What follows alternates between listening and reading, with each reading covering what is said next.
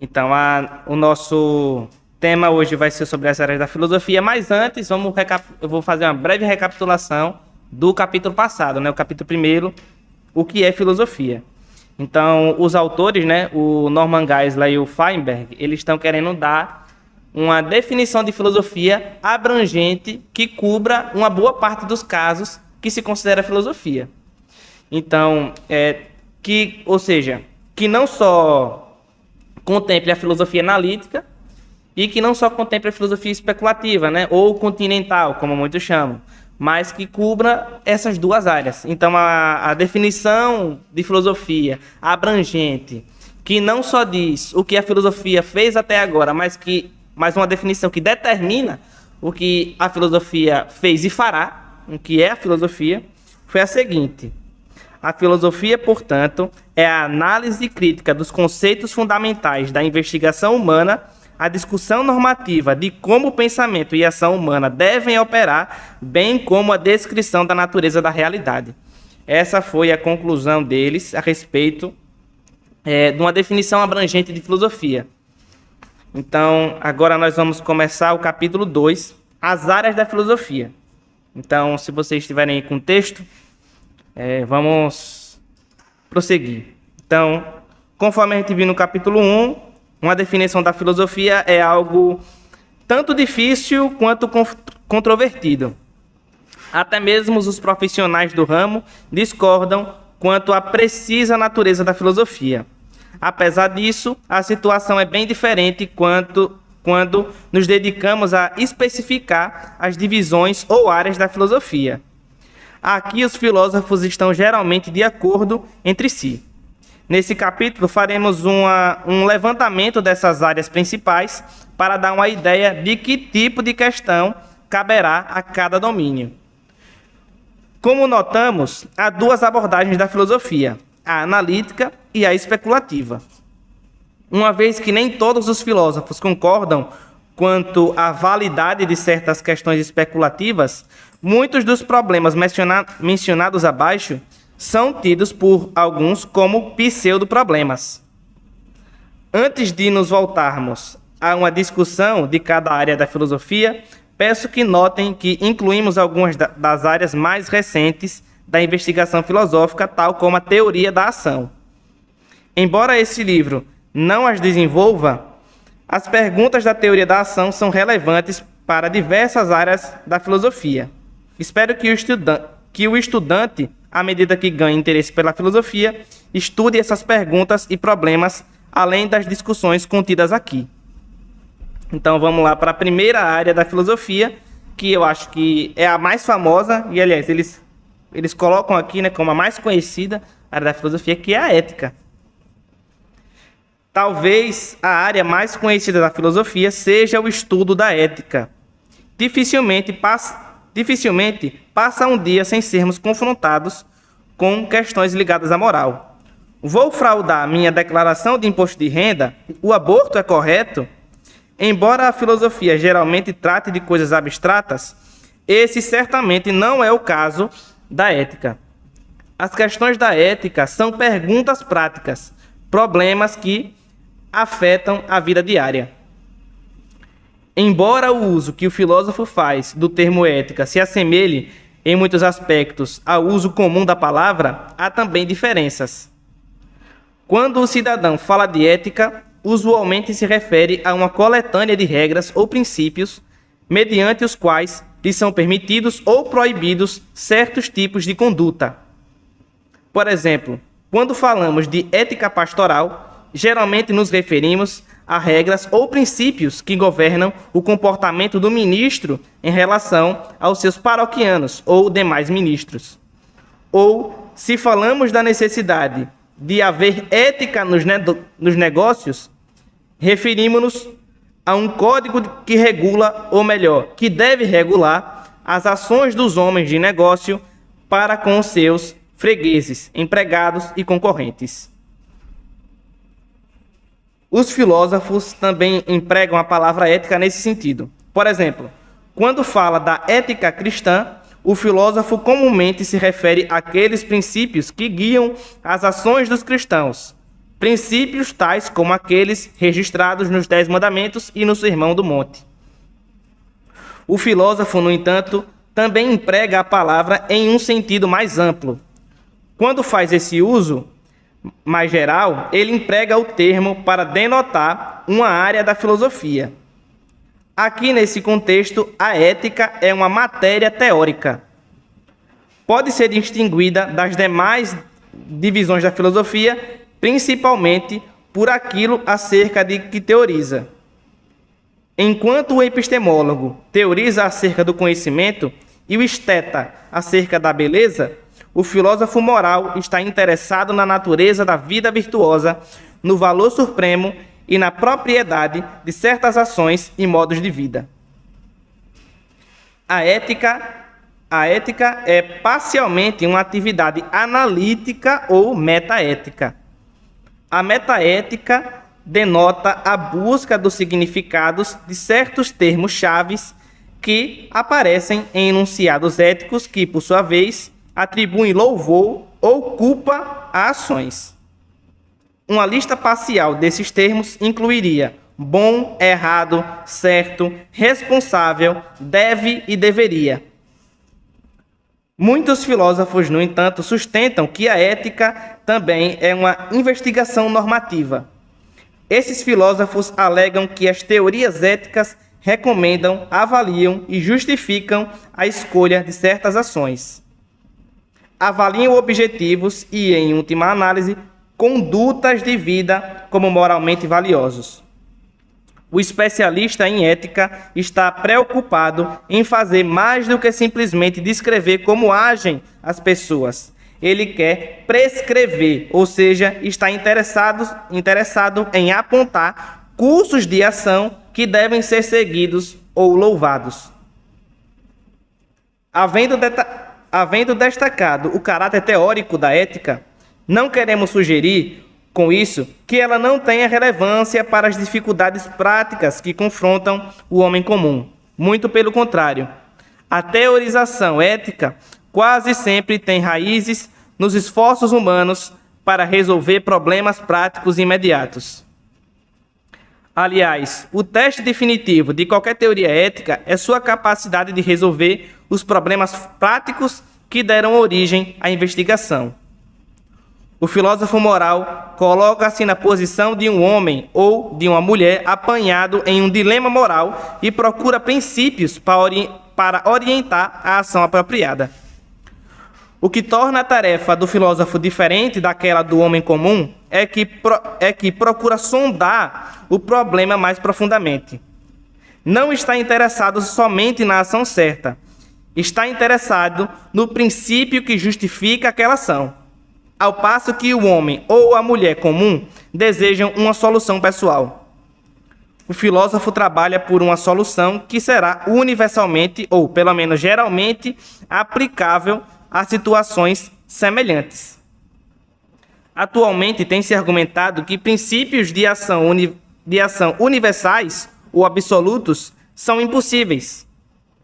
As regras éticas, na melhor das hipóteses, são dependentes da situação ou da cultura. Esse conceito de ética é chamado relativismo moral ou ético. O livro Ética Situacional, uma obra de Joseph Fletcher, é um bom exemplo desse tipo de filosofia moral. Segundo Fletcher, toda e qualquer coisa é certa ou errada de acordo com a situação, contanto que tal ato seja feito com base no amor. Ágape. A busca de regras de ação universal também tem sido atacada de outro prisma. Um grupo de filósofos, em geral, ligados à escola analítica do positivismo lógico, alega que enunciados de princípio moral não são prescritivos, ao menos não em qualquer sentido direto. Pelo contrário, expressam aprovação ou desaprovação pessoal.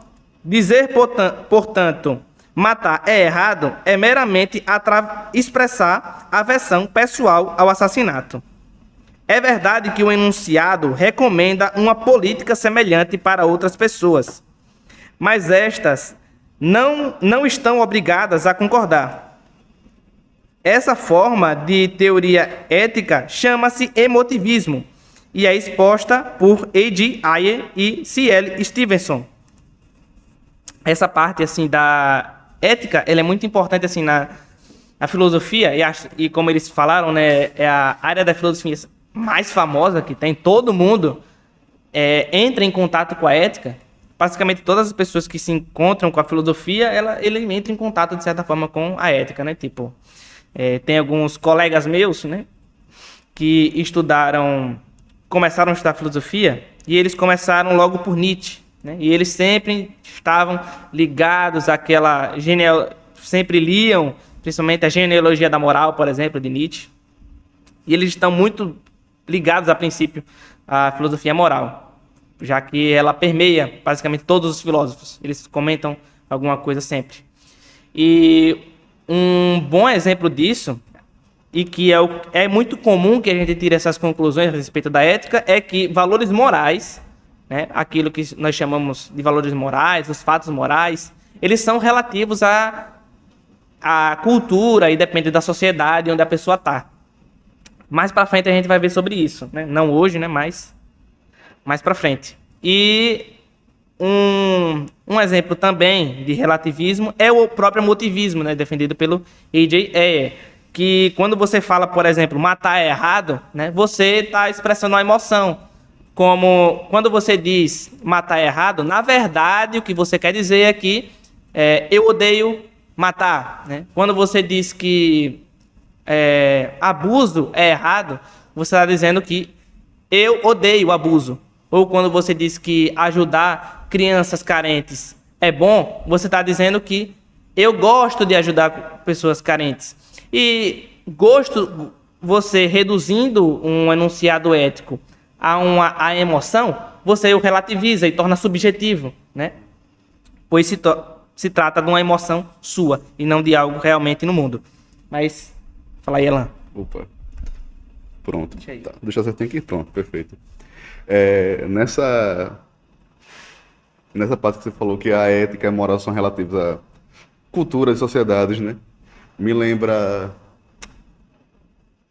um vídeo que eu vi outro vídeo foi podcast, não lembro qual foi o certo, de Rodrigo Silva, que ele contou um caso de uma tribo africana que tentaram levar o evangelho para essa tribo, e aí começaram, obviamente, por Gênesis. E aí o povo dessa tribo, quando terminaram de contar a história de Caim e Abel, eles acharam que Caim era o certo da história. Porque, de alguma forma, eles achavam que Abel era fraco e Caim tirou vantagem dele. E aí, como explicar para eles que isso era o errado da história? Fica essa coisa.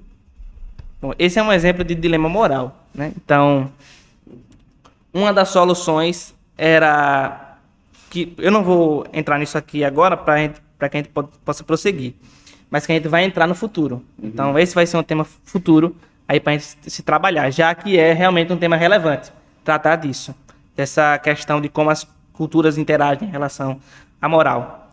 Mas uma solução seria fazer uma diferenciação entre questões factuais e valores morais, né? Então, você teria o valor moral, que seria objetivo, e você teria uma questão factual, que é de como as pessoas compreendem a realidade. Ou seja, por exemplo, matar é errado, mas se você imaginar um mundo alternativo, onde quando a pessoa completasse 18 anos e você matasse ela ressuscitaria com uma saúde robusta?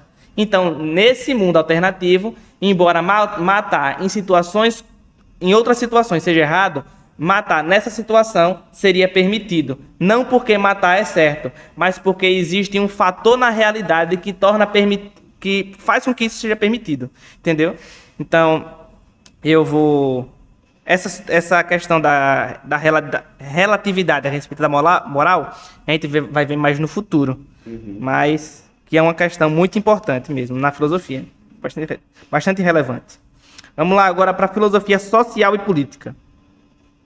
A filosofia social e política está estreitamente relacionada com a ética.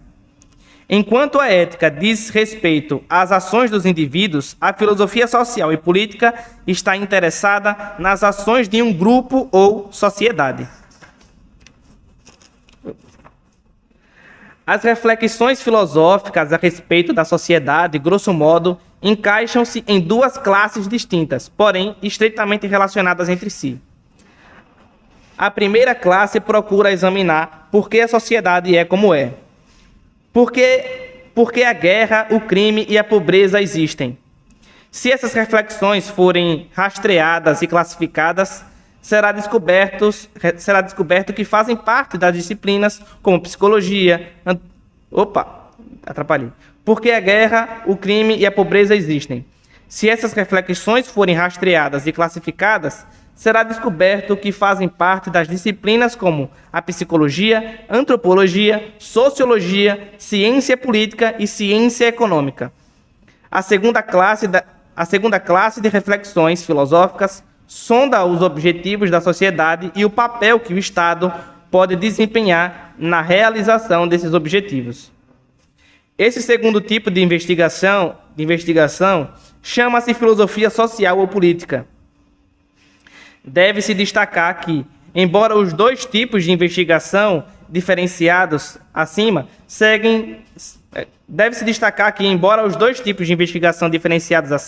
sejam logicamente independentes entre si, na prática é bem difícil estar envolvido com um dos tipos e não com o outro.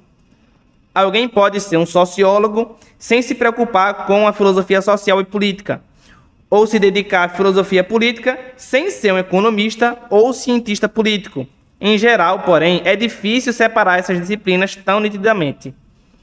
O filósofo social e político analisará conceitos tais como autoridade, poder, justiça e direitos individuais. Obviamente, semelhante análise guarda estreito relacionamento com a teoria ética. A filosofia social e política, porém, está interessada em mais do que mera teoria. Trata de questões tais como: quem deve governar a sociedade? A obrigação política é comparável a outros tipos de obrigação? Liberdade e organização são compatíveis? Qual é o significado da democracia? Ela é uma forma justificável de governo? Qual deve ser o papel do governo em uma comunidade corretamente conduzida? Como já dissemos, embora sejam teóricas, tais questões têm enorme importância prática. Termine, por favor. Já finalizei. Já finalizou? Eu tenho uma pergunta, Vitor. No seu ponto de vista, quando a gente leu a República de Platão, se encaixaria nesse tipo de filósofo, um filósofo social e político, porque as questões do livro dele tratam como deveria ser uma democracia, como uma sociedade deveria se comportar e o que deveriam fazer para o bem dos seus cidadãos. O livro da República de Platão se encaixa bem nesse molde de filosofia política e social, já que ele lá, na República, define exatamente como a sociedade deveria ser.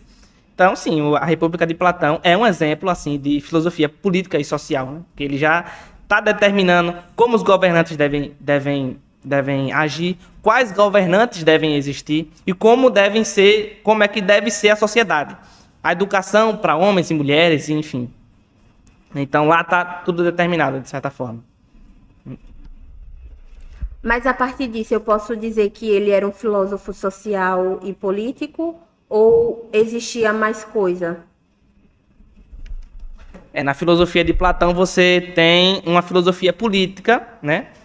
De certa forma, o Platão era um filósofo político, mas ele, obviamente, trabalhava outras questões relacionadas também. Então, metafísica,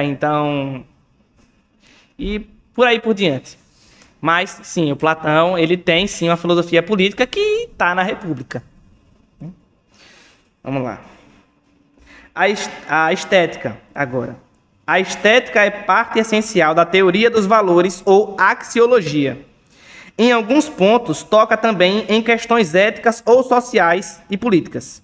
A análise de ideias como beleza, gosto e arte e como empregamos esses termos é fundamental para esta área da filosofia. Assim como nas demais áreas da filosofia, há perguntas que vão além da mera análise de conceitos estéticos. Questões de estilo, da intenção do criador e da natureza da criatividade na arte são apenas uma parte da estética. Uma das questões mais interessantes na estética diz respeito à crítica de obras de arte. O que produz uma boa poesia, uma bela pintura, uma sinfonia comovente? Como se distinguem a interpretação e a avaliação? Alguns filósofos têm procurado examinar o lugar da arte em uma sociedade estável ou seu papel de transformação em uma sociedade corrupta. Infelizmente, a maioria dos estudantes, principalmente principiantes, recebe pouco ou nenhum contato com essa divisão dentro da filosofia, embora seja uma das mais interessantes.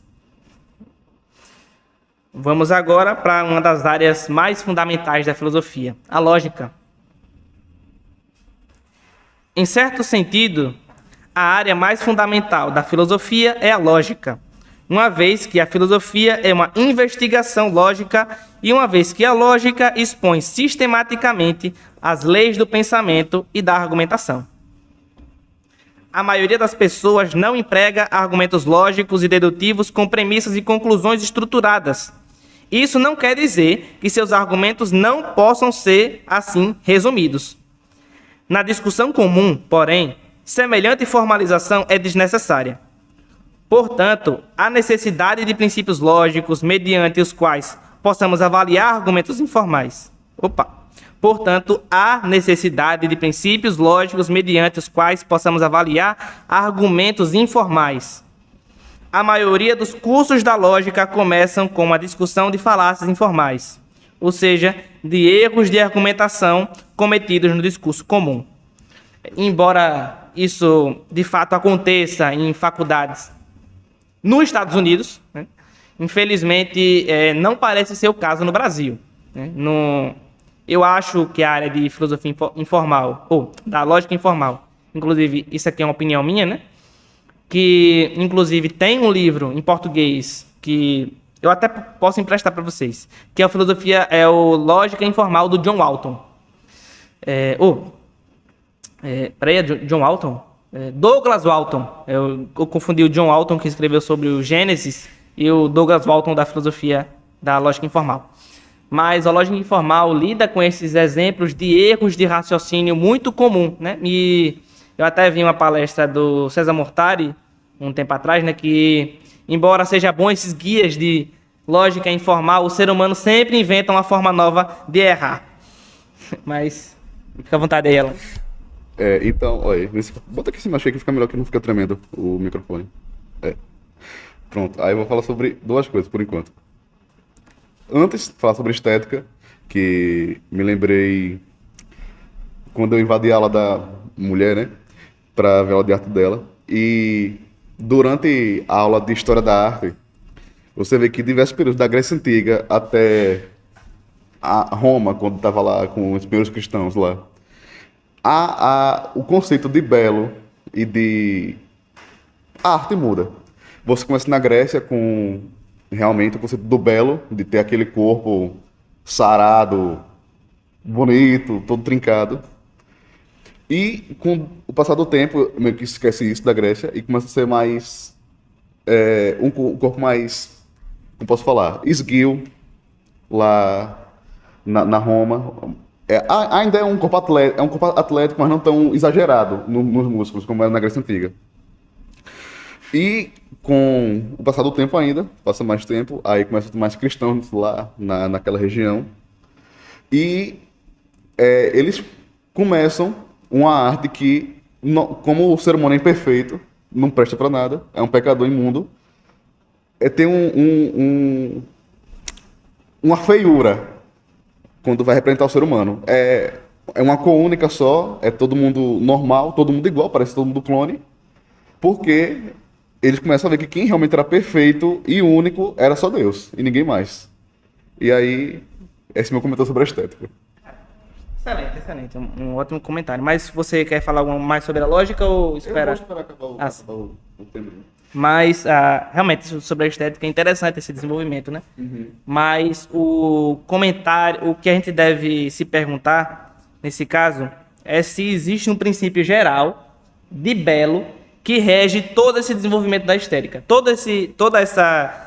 Esse desenvolvimento histórico que perpassa a mudança da arte na história, devemos se perguntar se existe algum princípio geral de belo que está em todas essas artes, que é o que faria ter uma beleza objetiva, né? E sem ser, nesse caso, como muitos colocam, né, uma beleza subjetiva, né, que depende da pessoa. É claro que existe uma questão de gosto, mas pode-se analisar filosoficamente se existe um princípio geral de belo nessas obras. Então, tem, sim, obras de estética. Eu não sou lá o maior pesquisador de estética, né, mas eu tenho duas obras assim que eu poderia direcionar, que existe uma estética do Charles Taliaferro, mas esse livro está em inglês. Se eu não me engano, chama Introdução à Estética ou Estética Básica, eu não lembro. E existe o livro Beleza, do Roger Scruton, que está em português. Então são dois livros assim de estética que... Inclusive, o Roger Scruton, ele defende que a beleza é objetiva. Então tem certas questões relacionadas à estética também, se a beleza está relacionada também com a moral. Né? Então, essa discussão estética é muito interessante. Posso fazer mais um comentário? Fica à vontade. Me lembrei agora que nos primeiros séculos, depois de Cristo, tinha tanto um preconceito até com quem tentava se cuidar mais do corpo. Se cuidar mais de malhar, ficar todo bonitinho assim, que eles tinham o preconceito de chamar quem faz isso de helênico. Não sei o que você se valoriza tanto que está esquecendo de Deus. Isso acontece mais entre os judeus, né, daquela época. Judeu, samaritano, chama povos de outros lugares de helênicos. Quando viam que eles se alimentavam melhor, que eles tinham um corpo mais sarado do que eles. Só essa curiosidade que me lembrei agora. Isso é interessante, né? Mas, realmente, os judeus eles foram helenizados, de certa forma, né, pela cultura greco-romana. Então, de certa forma, alguns judeus tinham, sim, esse valor ao corpo por causa de uma herança greco-romana que eles possuíam, né? Devido à universalização de Roma e tal. Então, eles, de certa forma, foram helenizados. Mas, Mariana... A gente entende sobre a subjetividade, porque meio que ela varia de acordo com o contexto social ou a época, só que o objetivo da filosofia estética, né, é meio que buscar um parâmetro, como você disse. Só que isso não é um pouco presunçoso demais, não? Dizer que só é belo se tiver isso, ou só é belo se tiver aquilo, não faz com que perca as suas particularidades de acordo com a sua época, se você estabelecer um parâmetro único?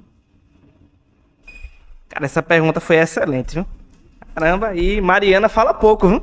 E fez uma pergunta fantástica. Mas a discussão a respeito da beleza, né? Você vai encontrar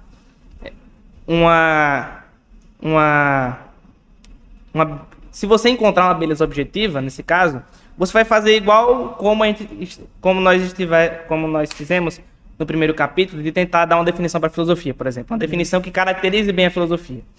Então, se é uma beleza objetiva e você vai fazer essa investigação, o que você vai encontrar algo que há de belo que se encontra em todas as artes, nesse caso. Ou o que caracteriza a beleza em todas as artes. Então, haveria uma beleza objetiva e, obviamente, se há uma beleza objetiva, há algo feio, mas esse feio seria caracterizado na medida que você encontra esse parâmetro objetivo. Ou você poderia, de certa forma, ter intuições estéticas, né? Mas acredito que, de certa forma, você faria isso sem que você limitasse outras artes adjacentes. Rapaz, então, é uma pergunta minha que eu realmente não sei, né? O homem vitruviano de Da Vinci seria um exemplo de beleza objetiva? Porque ele tenta fazer um ser humano perfeito, simetricamente, de todos os lados. Realmente, essa é uma pergunta para que a gente possa trabalhar no futuro, porque pode ser que a simetria, de certa forma, se caracterize como um traço da beleza objetiva, né? De fato, essa é uma questão estética importante, né? Se a simetria se caracteriza como como um aspecto da beleza objetiva, né? A questão dos detalhes também na arte barroca, do rococó, você tem uma exaltação a respeito do detalhe, então você tem algumas... eu tenho um certo gosto pelo detalhe, né? Aquilo muito bem feito, mas realmente tem coisas que é tão detalhada que chega a doer os olhos. Mas isso é uma questão bem legal. Mas vamos continuar aqui a parte de lógica. Então, uma das falácias mais comuns é o apelo à autoridade, em vez de apelar à evidência para sustentar uma posição. E o ataque contra a pessoa, chamado argumento ad hominem, uma vez de se opor à justificação ou evidência que ela apresenta. Falácia, só para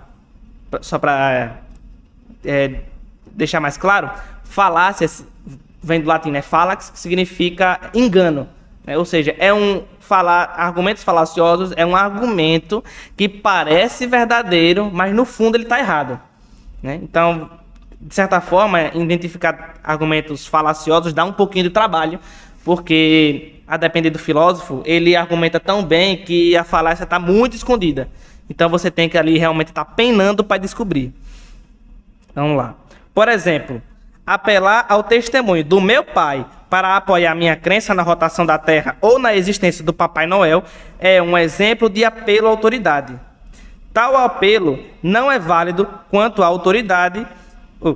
Tal apelo não é válido quanto a autoridade não é qualificada. Meu Deus do céu, me atrapalhei aqui. Tal apelo não é válido quando a autoridade não é qualificada para avaliar a questão em pauta. Meu pai não é um astrônomo, nem viu o Papai Noel.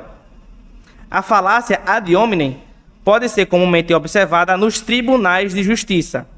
Suponhamos que uma testemunha testifique que viu um réu assassinar o senhor Silva. Relata integralmente os pormenores sangrentos. O advogado de defesa levanta-se para interrogá-la. Em vez de questionar os pormenores do testemunho ou de apresentar evidência em contrário, o advogado aponta que a testemunha é um mentiroso habitual e estava tendo um romance com a senhora Silva, tornando falso o seu testemunho. Obviamente, as objeções levantadas pelo advogado de defesa, se fossem verídicas, teriam alguma implicação no processo, mas não demonstram de modo algum que o testemunho é falso. São um ataque contra a testemunha, não contra seu testemunho. Podem nos levar a suspeitar do testemunho dado pela testemunha, mas não comprovam de modo algum que esse testemunho é falso. A lógica, no entanto, ocupa-se mais com casos de argumentos formais. Tais argumentos são de dois tipos básicos, dedutivos e indutivos. As regras de validade de argumentos, sob a forma de silogismo dedutivo, compostos de uma premissa maior, uma premissa menor e uma conclusão, foram primeiramente definidas de modo sistemático por Aristóteles. Mais recentemente, a lógica aristotélica foi sendo modificada e recebeu uma formalização simbólica. Essa formalização assemelha-se em muito a um tipo de matemática, conforme revelará uma leitura atenta de qualquer manual moderno de lógica. Os principais responsáveis pela lógica simbólica, como é chamada, são Gottlob Frege, Bertrand Russell e Alfred North Whitehead. A lógica indutiva, por sua vez, recebeu seu ímpeto dos escritores e do pensamento de Francis Bacon e John Stuart Mill. De muitas maneiras, o século XX, pelo menos nos círculos anglo-americanos, foi o século da lógica. Esse fato pode ser percebido no desenvolvimento de muitos tipos de lógica.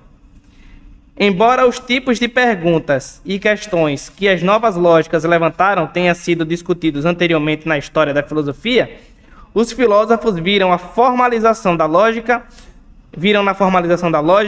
uma ferramenta que permitiria uma análise mais cuidadosa e objetiva.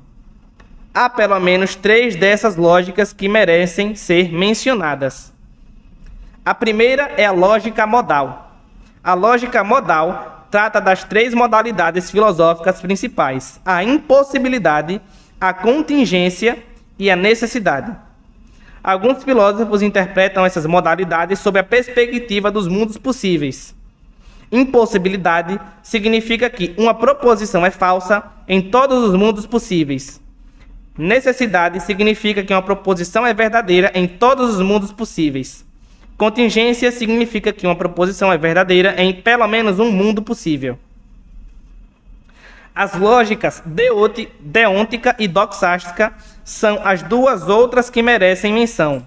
A lógica deôntica tem relação com a ética, pois é uma tentativa de colocar em uma estrutura formal o funcionamento da palavra deve em contextos morais, especialmente em comandos morais. A lógica doxástica trata de enunciados que começam com eu penso, eu acredito, ele pensa ou ele acredita. Não é difícil demonstrar que essas posições proposicionais, como às vezes são chamadas, afetam o valor verídico das alegações. Por exemplo, é verdade que Walter Scott escreveu Ivan-Ioé, mas pode ser falso que João Fonseca acredita que Walter Scott escreveu Ivan-Ioé. A lógica doxástica está interessada nessas diferenças e nas consequências que essas diferenças têm nas derivações lógicas. Finalmente, no século XX, desenvolveu-se interesse por algo que veio a ser chamado filosofia da lógica. 2 questões amplamente discutidas dizem respeito ao fato de as negativas existenciais. Por exemplo, não existem estrelas habitadas. Se deve à falta dessas negativas existenciais poderem ou não sequer ser formulada e a diferença entre um nome logicamente próprio, por exemplo, Sócrates, Descartes ou Kant, e uma descrição específica, por exemplo, o poeta de Avon ou o atual rei da França. Essas questões talvez não pareçam importantes para o homem comum, mas quando o estudioso da lógica pretende traduzi-las para uma linguagem formalizada e fazer derivações, essas questões se tornam importantes. A filosofia da religião. Bom, fica à vontade aí. Eu queria dar uma palestrinha aí. Rapaz, então, não sei se é o tema, mas assim vou falar porque viveu na mente. Na questão de lógica.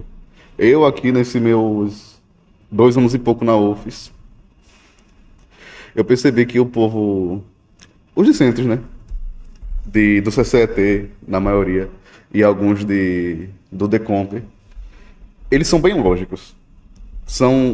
Tem um raciocínio bem específico para quantidade de discussões e certas coisas.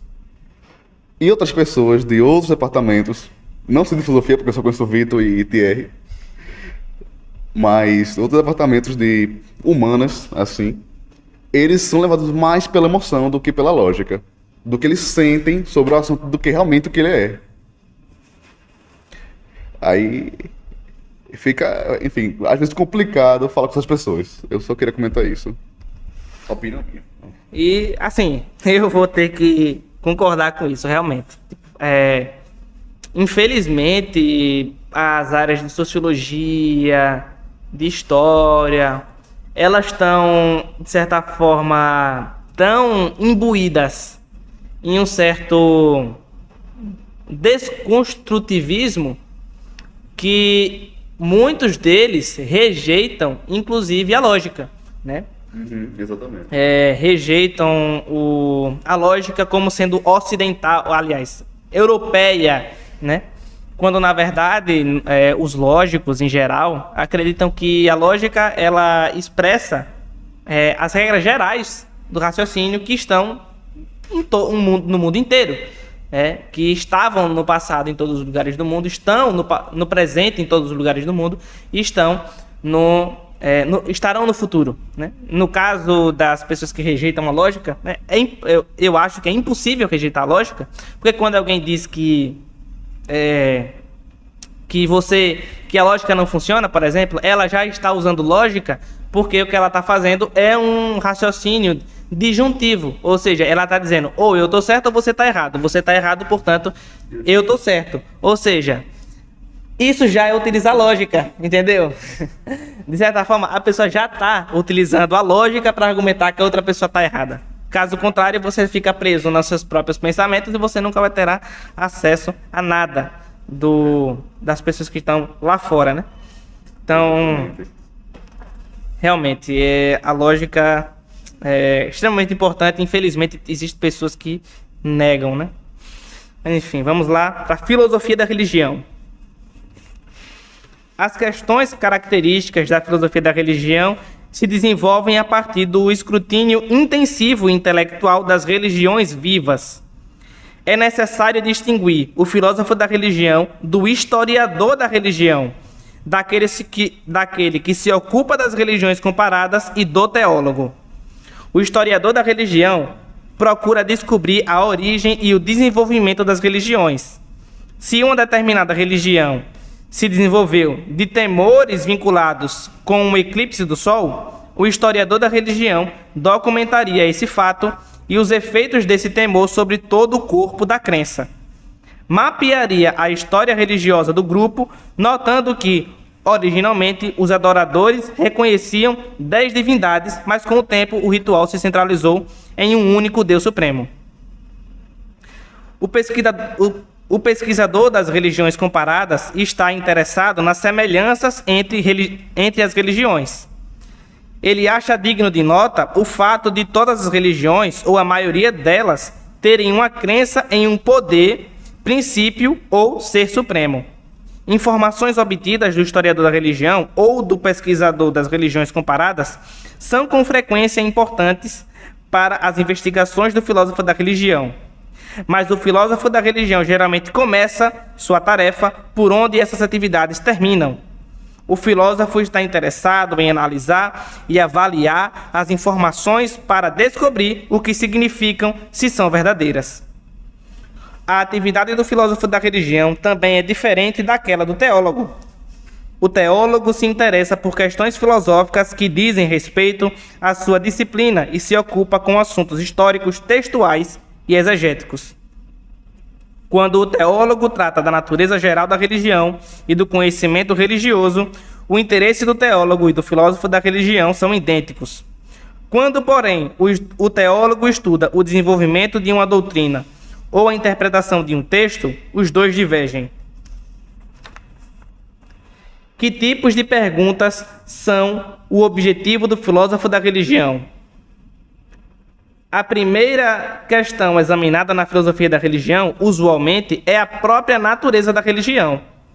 Há alguma característica ou cerne de crenças com caráter definidor encontrado em todas as religiões e que seja a marca singular da religião? Um segundo assunto que o filósofo da religião avalia criticamente são os argumentos a favor da existência de Deus. No século XVIII, Immanuel Kant disse que havia 3 e somente 3 argumentos racionais em prol da existência de Deus.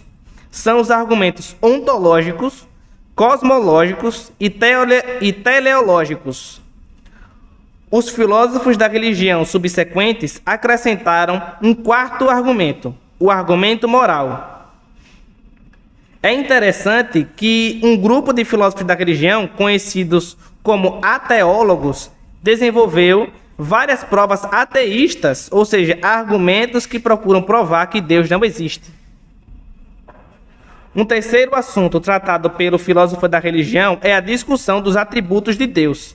Por exemplo, são compatíveis a misericórdia e a justiça infinita? a onisciência divina é compatível com a ação humana voluntária? A eternidade de Deus significa que ele existe fora do tempo ou existe dentro do tempo para todo sempre? E, finalmente, a onipotência de Deus significa que ele possa inventar alguma tarefa difícil demais para si mesmo? Pode criar uma pedra que não possa erguer? Esses são alguns dos problemas mais interessantes na filosofia da religião. Há ainda muito trabalho a ser feito nessa área. Mais uma vez aqui comentar um negócio bem interessante. Me perdi aqui no texto. Enfim, aqui. A eternidade de Deus significa que ele existe fora do tempo ou existe dentro do tempo para todo sempre. E, enfim, com bases em meus estudos físicos, você pode fazer literalmente, você pode existir em uma dimensão mesmo não estando lá. Um exemplo básico que muita gente já viu foi um papel, um plano, bidimensional, e aí uma esfera passa entre ele. A esfera é invisível e passa dentro do plano, do papel. Se existissem seres que vivem no papel, eles veriam um círculo, primeiro aumentando de tamanho, surgindo do nada, aumentando de tamanho, chega um limite e ele diminui até que desaparece. Para quem viu um círculo aumentando e diminuindo, mas quem está vendo de fora vê uma esfera atravessando um papel. Aí, por exemplo, uma teoria aqui mirabolante, vamos pensar que Deus é um ser de quarta dimensão. Ele pode, literalmente, estar no passado, no presente e no futuro, a todo momento que ele quiser. Pois ele não se restringe à nossa dimensão. Ele está acima de nós, como bem dito. E um outro ponto, que também é sobre isso, são as questões dos domínios, né? Pode ser outra palavra, assim, mas por exemplo, nós estamos na UFES, a UFES tem salas, e nas salas tem cadeiras. E a gente pode imaginar que a cadeira não pode sair da sala, porque é proibido tirar. E isso aí eu ia falar, o argumento é bem massa, mas eu me perdi me bolei aqui no argumento, porque eu... Só alegria. Cara, mas realmente, essa é uma discussão interessante, né? Porque a questão a questão da eternidade divina. Então, um dos autores, que inclusive tem em português, que fala sobre essa questão da eternidade divina, é o William Lane Craig, né, que tem um livro dele chamado Tempo e Eternidade, onde ele trabalha exatamente essa questão da eternidade de Deus. Uhum. Então, qual é a resposta do Craig? Né? Então, existe um tempo metafísico. Existe um tempo metafísico e Deus, um tempo metafísico objetivo, e Deus, de fato, ele entra no tempo quando cria, porque ele muda extrinsecamente. Então, uma mudança intrínseca é, por exemplo, quando um objeto muda em si mesmo. Por exemplo, uma maçã mudar a sua cor vermelha para ficar mais escura, ou uma banana, para ser mais objetivo, né? Porque a banana é mais fácil, todo mundo tem em casa, então vê a mudança na banana. Então, a banana você compra ela verdinha e ela vira azul, amarela com o tempo. Então, houve uma mudança intrínseca na banana.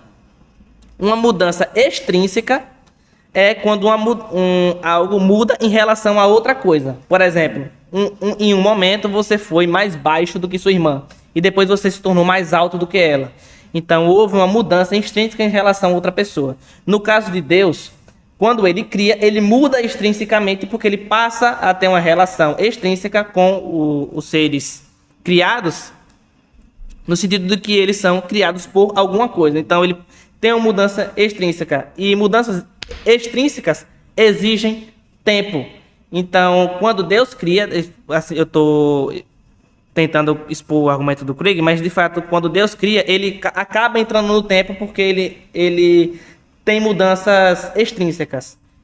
Então ele pode mudar. Então a mudança não seria uma imperfeição. Deus, antes da criação, é atemporal. E quando cria, ele entra no tempo. Sim. Então Deus muda na filosofia do Craig. Então ele sofre uma mudança, né? Embora mudar não signifique imperfeição no Craig. Inclusive ele até dá um exemplo que eu esqueci agora de como a temporalidade pode ser perfeita, uma característica de perfeição também, porque ele dá um exemplo relacionado à música, de ouvir a música do começo ao fim, mas eu agora não lembro, mas que é interessante, depois eu procuro aí e mostro. Posso corrigir aqui meu argumento? Pronto. Eu falei errado. Domínio é uma coisa... O que eu queria falar era conjuntos. Conjuntos na matemática. Em conjuntos você tem vários argumentos, digamos assim. E que, geralmente, num problema mais simples, eles são englobados por outro. Como eu queria falar, a gente está aqui numa sala da UFES. A UFES engloba essa sala. Que Sergipe engloba a UFES, que o Brasil engloba Sergipe, e por aí vai. Vai sempre tendo algo maior que vai englobando os abaixo. E chega um momento que você obrigatoriamente deixar que tenha um conjunto majoritário englobar tudo. Porque não faz sentido, senão seria infinitamente algo maior e maior e maior e maior e maior. Até ser o ad infinito que... não ia ter sentido, matematicamente falando. Ia ser sempre algo que vai e nunca termina. Sempre vai ter algo maior para reger os abaixo. E para mim não faz sentido, tem que ter uma entidade ou algo assim que termine de fazer esse conjunto e englobe todos eles. Cara, isso é interessante e, inclusive, é de fato um problema na filosofia. Porque, de certa forma, a teoria dos conjuntos e essa questão... de funções, elas estão muito engendradas na filosofia.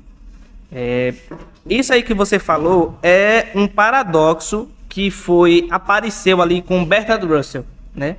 Que é a questão de você sempre ter um conjunto para uma classe, né? Então, imagine um caso que você tem, por exemplo, Bidu é vermelho. O quadro é verde, por exemplo, para ser mais específico. O quadro é verde. Então você tem vou colocar Bidu que fica melhor. Você tem Bidu é verde. Então você tem Bidu, que é uma substância, e você tem verde como predicado. Então, para cada sujeito predicado, você teria um conjunto de todas as entidades verdes, um conjunto com todas as entidades verdes. Isso incluiria o quadro, Bidu, uma cadeira, uma calçada, uma árvore, folhas da árvore, né? Então, a pergunta de Russell é o seguinte: deve existir um conjunto para cada predicado? Aí o Russell faz o seguinte: imagine que eu coloque o predicado não está contido. Então, vamos supor um conjunto que não esteja contido nele mesmo, né?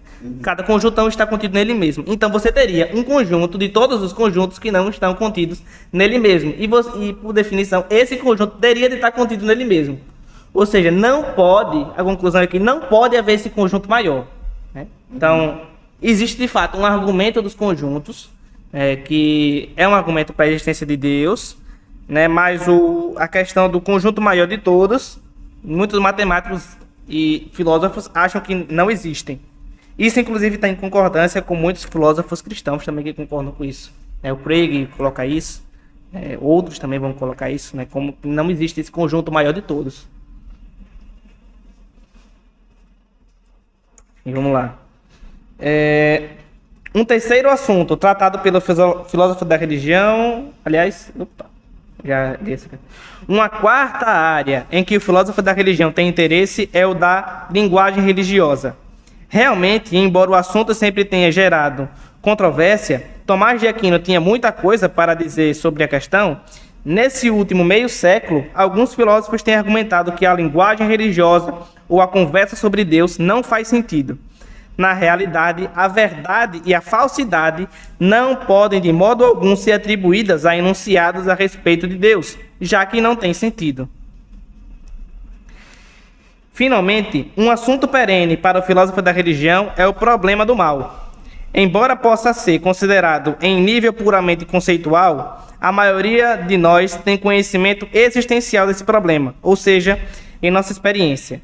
A dificuldade surge do ensino bíblico de que Deus existe e é onipotente, onisciente e perfeitamente bom. Ao mesmo tempo, existe o mal, possivelmente até mesmo o mal massivo. O filósofo da religião pergunta: a presença do mal é consistente com a perspectiva bíblica de Deus e do mundo, ou devemos negar um dos elementos constituintes do problema? Isso nos leva a um exame das razões que Deus possa ter para tolerar o mal do mundo. A justificação dos caminhos de Deus para o homem é chamada teodiceia e é discutida em detalhes no capítulo 21, né? E veremos mais à frente quando a gente chegar no capítulo da filosofia da religião, onde a gente vai discutir a respeito da existência de Deus, argumentos e tal. Lá para frente. História da filosofia. Infelizmente, a filosofia é não raro estudada sem considerar as influências que levaram à formulação de ideias ou o efeito dessas sobre a sociedade, o curso da história ou quem as escreveu. A dupla tarefa do filósofo é explicar aquilo que um homem quer dizer e decidir se aquilo que ele disse é verdadeiro. A história da filosofia, no entanto, é uma tentativa de demonstrar como influências ideológicas levaram a certas filosofias e de observar como essas filosofias, por sua vez, influenciaram sociedades e instituições. E, por fim, de aprender acerca dos homens por trás das filosofias. Além disso, o historiador da filosofia procura demonstrar a formulação e o desenvolvimento das escolas de pensamento, tais como o racionalismo e o empirismo. A filosofia de René Descartes, por exemplo, faz parte da história da filosofia.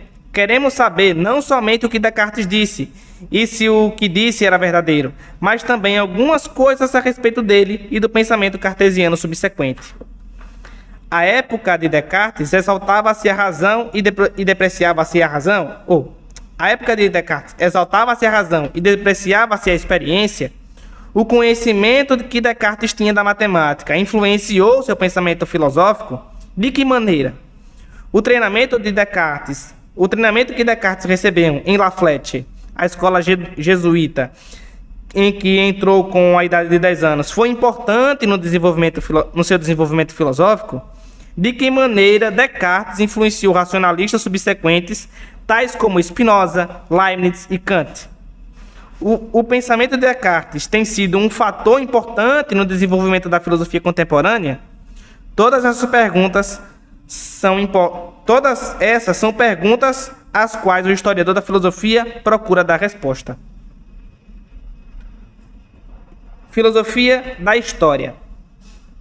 Embora a filosofia da história soe como história da filosofia, as duas são bem diferentes entre si.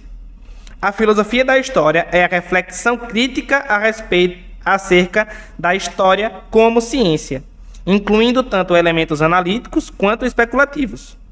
O filósofo da história deve primeiramente distinguir entre o emprego de palavras tais como história e crônica. Depois, pode voltar-se para os problemas do método histórico, que são uma parte central e importante da filosofia da história. O historiador tem um método exclusivo para sua disciplina ou emprega os métodos científicos? O objetivo da explicação histórica é a predição ou meramente o entendimento? Uma vez que escrever a história envolve a seleção de material pelo historiador, um documento histórico deve ser considerado objetivo? Os enunciados históricos são da mesma natureza que os científicos, embora tratem a respeito de matéria diferente, ou são sui generis, sem igual? A história pode ser supra-histórica? Qualquer pessoa que tenha estudado o desenvolvimento da teologia protestante ao longo desses últimos 130 anos reconhece que essas perguntas são de enorme relevância para o cristão. O cristianismo é uma religião profundamente arraigada na história e é por isso que os cristãos têm um grande papel nessas discussões. Há também perguntas altamente especulativas relacionadas à história. Existem conceitos que agrupam os dados históricos? A história é linear ou cíclica? Existe uma coisa chamada história universal? Essas últimas perguntas recebem seu tratamento mais profundo do pensamento muito difícil de Hegel.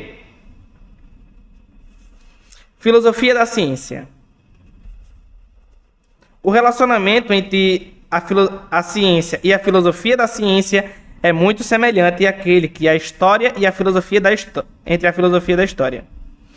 A ciência em si é tanto observacional quanto experimental. Por exemplo, o biólogo observa a estrutura e a função da vida, seja ela humana ou não. Com base em certas observações, o cientista pode realizar experiências para apoiar suas conclusões. Assim, a biologia às vezes é chamada de disciplina de primeira ordem. O filósofo da ciência, por sua vez, não se interessa tanto pela observação e experimentação, pelo menos não em um sentido primário, quanto se interessa pelo exame e avaliação crítico da metodologia da ciência e dos conceitos chaves da ciência. Por essa razão, a filosofia da ciência tem sido chamada por alguns uma disciplina de segunda ordem. Algumas questões típicas da filosofia da ciência são: como as teorias científicas devem ser formuladas e avaliadas? Que justificação e quais critérios são necessários para as teorias científicas? Qual é a justificação da explanação científica? A indução pode ser defendida com sucesso? Então vamos para a parte de filosofia da alguma coisa. A filosofia da religião, a filosofia da história e a filosofia da ciência nos ensinam acerca da investigação filosófica. É possível, até mesmo desejável, examinar criticamente os termos e metodologia primários de qualquer disciplina. Por essa razão, há uma filosofia do direito, da matemática, da educação e de muitas outras disciplinas. Os estudantes nas faculdades cristãs podem, assim, ter que fazer um curso de filosofia da educação cristã ou de filosofia da pregação evangelística. Tudo isso é evidência da amplitude da filosofia.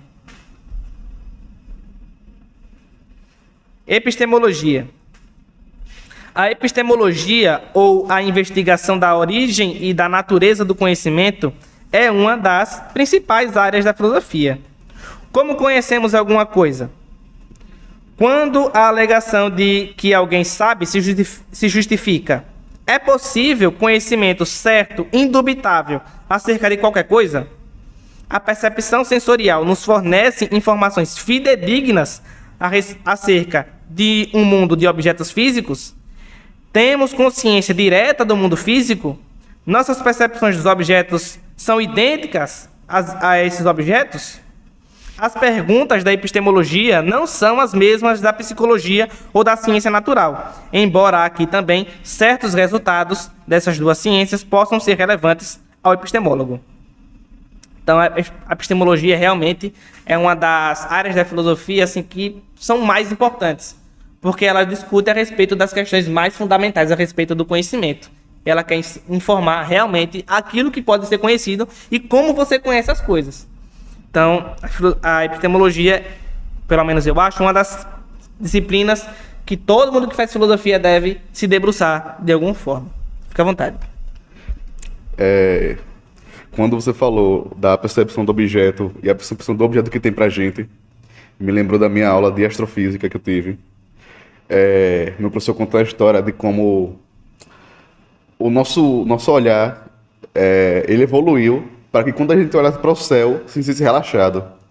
Porque quando a gente vai focalizar algum objeto que esteja perto da gente, o nosso músculo ocular ele começa a se contrair e a gastar energia. Mas quando a gente olha para o céu, o objeto, as estrelas, os astros estão tão distantes que não precisa foco. É só você olhar e ele fica relaxado. E também, nesse mesmo momento da aula, ele falou sobre a abóbada celestial, né?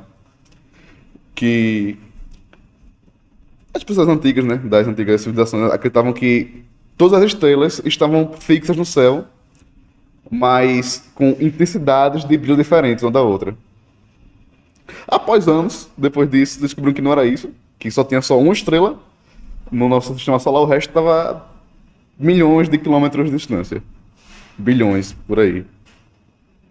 E foi esse meu relembramento aí da aula de astronomia.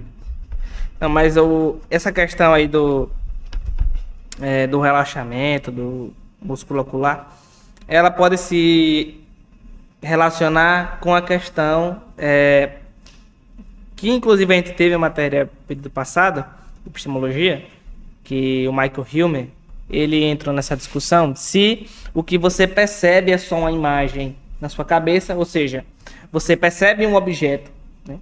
Se você tem a percepção do objeto, e aquilo que você conhece não é o objeto, mas você conhece a sua percepção dele, ou seja, uma imagem mental do objeto, ou você percebe realmente o próprio objeto. Então, a questão de você ver as estrelas no céu, e aliás que até alguns colocariam esse argumento, né, que o que você percebe é uma imagem mental do objeto, porque a estrela está milhões de anos-luz de você, e você não, e de fato sua experiência, sua percepção sensorial está te enganando, né? Então, o Michael Hilmer aponta que não, que você está vendo a estrela, de fato está vendo a estrela, só que como ela era no passado, entendeu? Você está percebendo realmente a estrela e não meramente uma imagem mental. É um tipo de realismo direto, ou seja, se chama-se de realismo direto, e aquilo que você percebe quando você... Aliás, essa percepção diretamente do objeto chama realismo direto, e aqui você tem uma imagem mental, ou você percebe só sua percepção. Alguns chamam de dualismo representativo, e como Michael Hilmer chama, que eu acho mais didático, realismo indireto. Você percebe indiretamente as coisas, através de algum meio.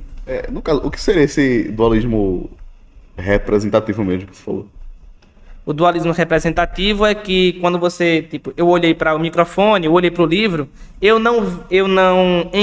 não percebi, através da minha percepção sensorial, realmente o livro, mas eu percebi uma imagem mental do livro. Eu conheci a minha percepção, entendeu? Eu não conheci o livro mesmo, mas apenas a percepção que eu tenho do livro. Entendeu? É isso que chama de dualismo representativo ou realismo indireto. Posso contar uma história também de astrofísica? Fica à vontade. Esse meu professor, ele fez uma pesquisa para ver como crianças percebem as estrelas, como elas desenham as estrelas. A estrela, como é tradicionalmente desenhada, que é aquela coisa de 5 pontas lá. E a estrela que o James Webb fica captando nas suas fotos. As crianças, que ele foi lá, pesquisou, elas desenhavam estrelas de muita forma diferente. Cada uma tinha praticamente sua forma de ver uma estrela. Mas a maioria era um losango, era um pontinho com os riscos circulando esse ponto. A estrela tradicional é a estrela de 5 pontos, que todo mundo sabe como é. E a estrela do James Webb é um ponto com foco de luz maior e 6 pontas. E aí? Qual é que tá certo? James Webb é a tradição ou o que a criança vê? Aí ele fez a pergunta e prosseguiu a aula porque ele não respondeu a pergunta. É interessante. Essa discussão de estar fazendo desenho da criança é uma forma das pessoas, no imaginário popular, né, de representar a estrela. Mas de fato a estrela tem uma forma objetiva, né? Tem. Você olha, chega perto dela, você vai ter uma forma objetiva da estrela, né? Então acho que tem essas formas da sociedade de representar a estrela em um desenho. Então, vamos lá. Metafísica, que aí é uma das áreas da filosofia mais controversas e a mais importante de todas. Aliás, por que não a mais importante de todas, né? Para um novato, a metafísica, de início, parece ser a mais misteriosa e agorenta de todas as áreas da filosofia. O próprio nome traz à tona imagens de doutrinas abstratas e difíceis. Na linguagem comum, empregamos o termo para teorias imaginárias ou místicas, o que reforça a ideia de que o assunto da metafísica é pura especulação com pouca importância prática. A metafísica, na realidade, recebeu seu nome de um modo muito simples. O nome provém de uma palavra grega que significa depois da física. O termo foi introduzido no primeiro século a.C. por Andrônico de Rhodes, para designar os livros sem nome que apareceram depois da física de Aristóteles, na coleção original de suas obras. Desse modo, o assunto da metafísica era geralmente determinado pelos tipos de problemas dos quais Aristóteles tratava nas seções que aparecem depois de sua física, ou seja, metafísica. Pelo uso do termo, este veio a significar além do físico. Por isso, a metafísica, ao menos para alguns filósofos, é o estudo do ser ou da realidade. A palavra grega para natureza é physis, de onde obtemos nossa palavra física. Metafísica é um nome apropriado para o material da coletânea dos escritos de Aristóteles, porque, por algum tempo antes de Platão, os filósofos gregos vinham escrevendo obras intituladas Da Natureza. Nesses tratados havia muita coisa que hoje iríamos categorizar como ciência natural. No entanto, também continham especulações acerca dos elementos fundamentais do mundo que explicavam ou causavam todos os efeitos visíveis. Por exemplo, era alegado que os elementos fundamentais da realidade poderiam ser reduzidos a ar, fogo, água e terra. De acordo com os filósofos antigos, esses 4 elementos, em combinação e interação, davam conta da totalidade da realidade. Os gregos não distinguiam entre aquilo que hoje chamamos de ciência natural e o empreendimento mais especulativos. Nós tendemos a restringir o termo metafísica às explicações da realidade que vão além dos relatos científicos para investigar a natureza da realidade. Há uma mudança sutil, porém relevante, da ênfase na metafísica em comparação com a epistemologia. A epistemologia ocupa-se com as atividades e as limitações daquele que conhece, ao passo que a metafísica trata da existência e da natureza daquilo que é conhecido. Em outras palavras, a teoria do conhecimento considera a possibilidade e as condições do conhecimento, enquanto a metafísica considera as qualidades e os relacionamentos das coisas conhecidas, ou seja, a realidade. Alguns exemplos do conjunto de perguntas metafísicas tradicionais são os seguintes: quais são as partes constituintes fundamentais e objetivas da realidade? Qual é a natureza do espaço e do tempo? Todo evento deve ter uma causa? Existem universais e, caso existam, o que eles são? E, finalmente, há alguma substância ou entidade que sempre permanece constante? Em tempos recentes, um grupo de filósofos chamados positivistas lógicos tem argumentado que boa parte daquilo que tradicionalmente fazia parte da metafísica era pseudociência. Assim, falavam da eliminação da metafísica, uma vez que a rotularam de ser um contrassenso ou algo sem sentido. A despeito desse ataque, tem havido um retorno do interesse pela metafísica hoje, embora seja para muitos filósofos uma área mais limitada e modesta da filosofia. Muitas das questões de hoje estão mais estreitamente relacionadas com a natureza e a vida dos seres humanos, como o homem tem livre-arbítrio? As intenções causam alguma coisa? Vamos agora para a parte de filosofia da mente. Como acabamos de observar, a metafísica tem experimentado transformações e desenvolvimento desde a década de 1930 até a atualidade. Os problemas que ocupam a atenção do filósofo contemporâneo não são novos, mas assumiram um lugar de maior destaque na discussão filosófica.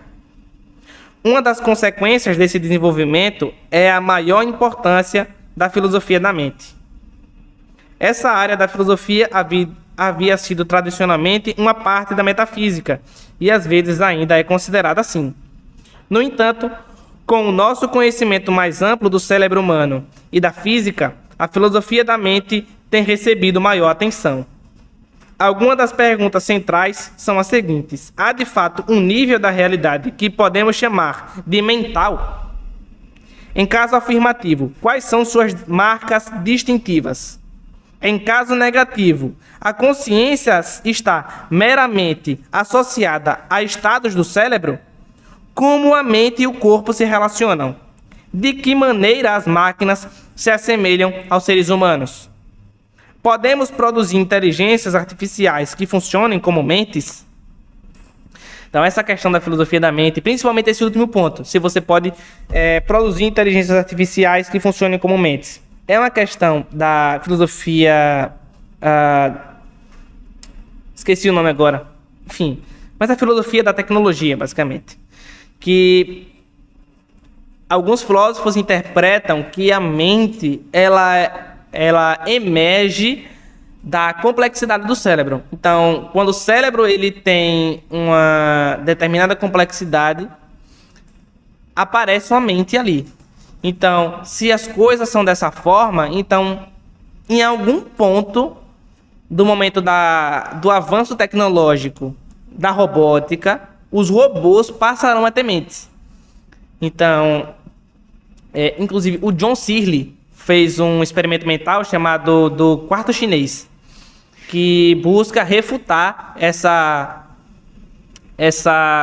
questão dos robôs, de que de fato eles não têm mente, eles somente vão parecer ter uma, mas não é que de fato eles tenham. Mas é realmente algo bem interessante. Posso ler aqui no comentário? Fica à vontade. Sobre os robôs terem mente, né? A inteligência artificial.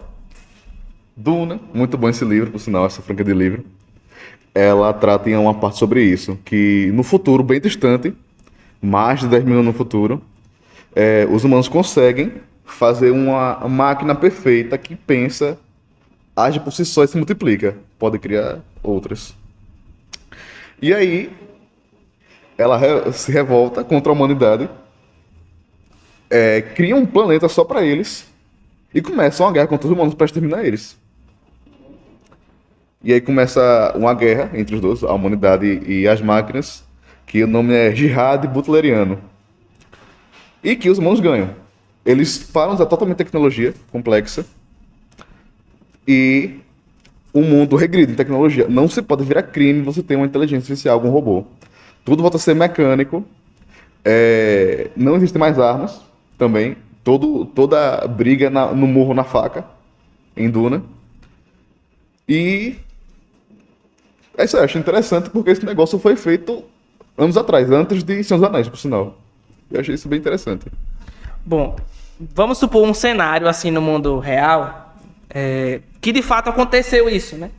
Onde os robôs se revoltaram contra os seres humanos, né? Então, uma questão que a gente pode se perguntar, que eu acho mais evidente, né? Que de fato, eu acho, pelo menos, que os robôs podem, no futuro, ganhar certa autonomia.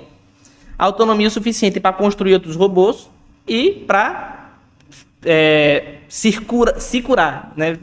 Uma peça quebra e tal, ele consegue repor essas peças quebradas. Então, a questão é, esses robôs pensam e têm vontade? Essa seria a questão importante nesse caso. Sim. Esses robôs que de fato estão raciocinando a respeito do que estão fazendo? Essas são as perguntas relevantes que o livro Duna, né, podem nos trazer para refletir. De fato, os robôs têm?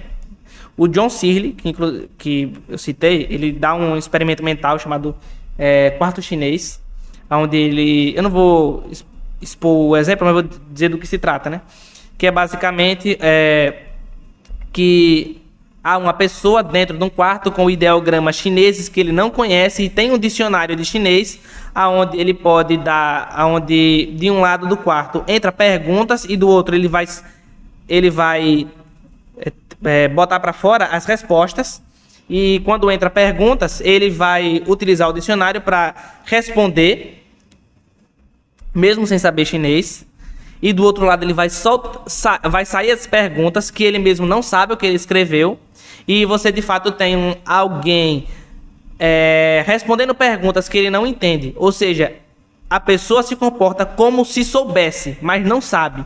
E é assim que agem os robôs. Eles se comportam como se tivessem mente, mas de fato não têm. Então, é isso basicamente o experimento do John Searle, do quarto chinês. Enfim, vamos lá para a teoria da ação, que é basicamente uma das filosofias mais recentes da disciplina de filosofia, que é a teoria da ação, que está profundamente relacionada com a ética e com a filosofia da mente. Uma das mais novas áreas de concentração é a teoria da ação. Sua emergência e seu destaque no cenário filosófico contemporâneo estão intimamente ligados às demais áreas da filosofia. Não se avança muito na filosofia da mente, na filosofia da linguagem, da ética ou em muitos outros campos, sem ser confrontado com as questões cruciais da teoria da ação. Antes de ser possível elucidar a natureza da mente, é necessário entender o relacionamento entre os estados mentais e as ações. Distinções entre vários tipos de atos de fala e seus mútuos relacionamentos são de valor inestimável na investigação da linguagem. Mas é provavelmente a ética que tira maior proveito do estudo e da análise da ação. Questões de responsabilidade não podem ser tratadas adequadamente a parte de uma discussão sobre a capacidade e incapacidade e de uma análise da diferença entre atos intencionais e involuntários. Por exemplo, uma teoria ética, tal como o utilitarismo, o ato correto é aquele que produz o máximo prazer e a mínima dor para o maior número de pessoas. Não pode ser devidamente avaliada sem a compreensão do relacionamento entre nós, consequências, circunstâncias e motivos. Os problemas levantados pela teoria da ação são fascinantes. O que é um ato e como se relaciona a um agente? Qual é a conexão entre ato e desejo? Essas perguntas são intrinsecamente interessantes, independentemente de qualquer importância que tenham para outros campos de investigação. Portanto, embora a teoria da ação não seja discutida diretamente nesse livro, esperamos que o leitor procure estudá-la por conta própria. Para finalizar, nesse capítulo procuramos esboçar as áreas mais importantes da filosofia. Os mais destacados são a ética, a filosofia da religião, a filosofia da ciência, a lógica, a epistemologia e a metafísica. A ética estuda a natureza do dever e as regras que governam a ação correta. A filosofia da religião e a filosofia da ciência procuram avaliar criticamente os conceitos e as metodologias das suas respectivas disciplinas. A lógica, por sua vez, trata das regras corretas da argumentação. A teoria do conhecimento é outro nome dado à epistemologia, ao passo que a metafísica é o estudo da realidade ou do ser. Fica evidente que as perguntas e os problemas que compõem a inquirição filosófica abrangem um espectro amplo. Embora as conclusões de uma ciência específica, tal como a biologia ou a psicologia, possam ter relevância para a filosofia, ambas são independentes uma da outra, ao menos logicamente. Enfim, terminamos o segundo capítulo do livro de Introdução à Filosofia.